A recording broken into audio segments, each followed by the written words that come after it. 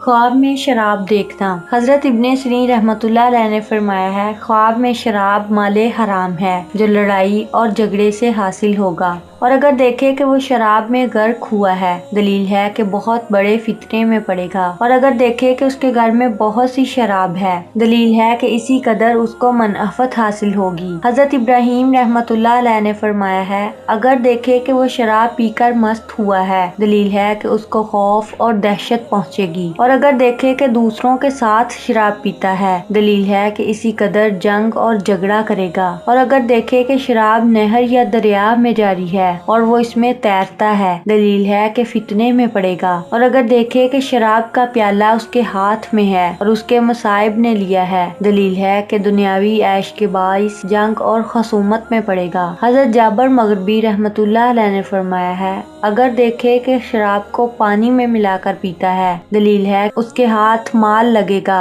कि कुछ हिस्सा हलाल होगा और कुछ हराम होगा। और अगर देखे कि वो शराब बेचता है, दलील है कि माल बर्बाद करेगा। और वाली या हाकम का शराब पीना उसके मजूल होने पर दलील है। हजरत जाफर सादिक अलैहिस्सलाम ने फरमाया है कि ख्वाब में शराब 3 वजह पर है, फशीदा निकाह, माले हराम, इस जहां की नेमत। अगर कोई ख्वाब में देखे कि शराब के लिए अंगूर मलता है, दलील है कि किसी बादशाह या रईस का मुकर्रब होगा और उनसे माल पाएगा।